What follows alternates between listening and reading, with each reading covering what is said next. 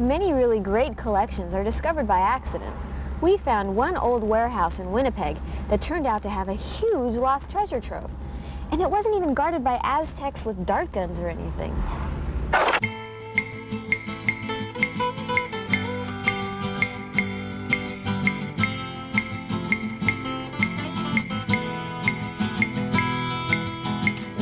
Standing on the 6th floor of a building. It's approximately 6,000 square feet, and it's stacked from head to toe with everything from pocketbooks, comics, magazines, toys, records, the whole shebang in the collector's world.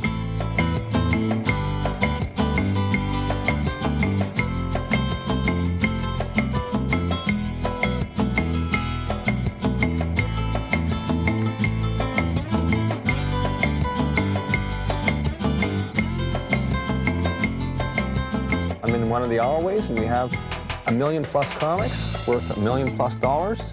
I would say we probably have the most of Marvel comics. We have anywhere from the 1960s on up through the 90s. DC would be second. We have as well a collection of those from the 40s on up through the 60s and 70s and 80s. Other companies that we have include Dennis the Menace, Walt Disney, Uncle Scrooge, Donald Duck. Charlton Comics, printed Hanna-Barbera mostly. And old Dell Comics, Roy Rogers, Lone Ranger, lots of TV stuff like Mission Impossible. People send us lists through the mail of things that they want. This, for instance, is a guy from New Jersey, and he's looking for Dennis the Menace comics. The earliest number here I have is number 14. It's from the 50s. I'm sure he'll be happy to get that. When I first started up here, in this particular warehouse was about 5 years ago, and I remember everything was unorganized, nothing was really sorted, couldn't find anything. I remember standing in the middle of the warehouse, scratching my head and figuring, where do I start on this mess? Ultimately, comic books should be stored in where you store all your secrets, in a dark, cool place. The Bruce Peck way of storing comics is vertically inside boxes. However, there are other ways to do it, and this is one way that is really interesting for me, and that's to store them in these binders. Inside each of these plastic coverings, there's a comic that's also enclosed in plastic. And these are stored upright and inside a binder, which is a cabinet which is all closed. Well, these are my cabinets. I keep the comics inside plastic, the plastic inside the binders, and the binders inside the cabinet. So everything is shut up nice and neat for added protection. My Fort Knox. Because I have so many comics, I need to keep track of them. And what I do is I have a database of comics, and what I can look at is I can look at the title and the issue numbers and the location inside this report, and I can find out exactly where the comic is. After this, we answer emails, and you can find out where to write to us. And you know what? Here's a hint for email users. Make sure you type in all the T's in anti-gravity. Created by Star Trek legend William Shatner. Tech War, a Sci-Fi Channel original series. Tomorrow at 6 p.m., 3 Pacific. I don't know. I mean, if someone could... Have to talk into the camera? Yeah. Hello and welcome to my home.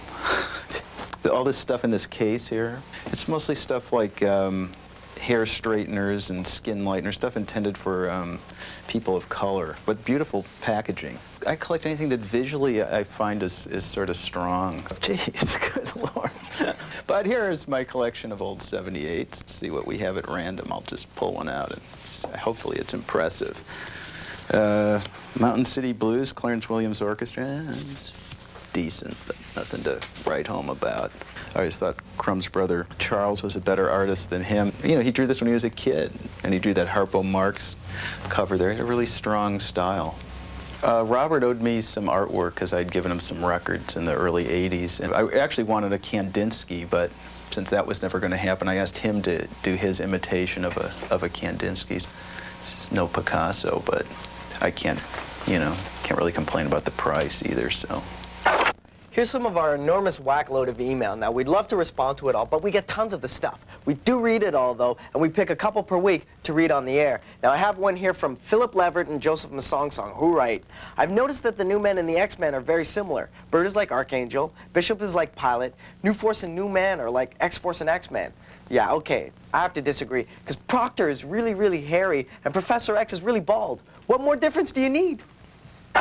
And this one's from Bill Martin, who writes, why do you guys only read the insulting, strange, or really silly letters? It puzzles me so. I couldn't come up with a reasonable explanation for it on my own, so please tell me why.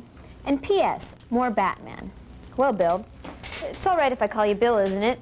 The answer is that those letters provide more fun for the writers. We enjoy coming up with the cheesy replies that I have to deliver.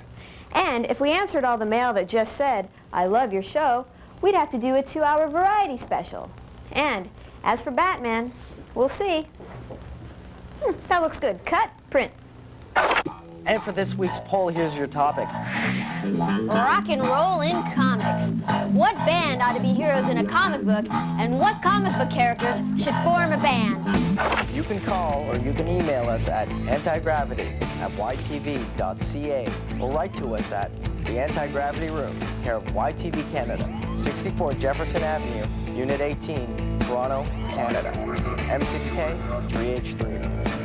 And our webpage is at www.antigrav.com. So join us next time when we look at comics that aren't necessarily superheroes. From dinosaurs to Too Much Coffee Man, these comics cover it all. So it seems like these collectors all know what they want, and they collect it. But what if you don't know? Well, you can look at market trends, or you can consult a computer. They say you can make a lot of money collecting old Tupperware. I don't think so. You better collect what you like. And we'll see you next time on the Anti-Gravity Room.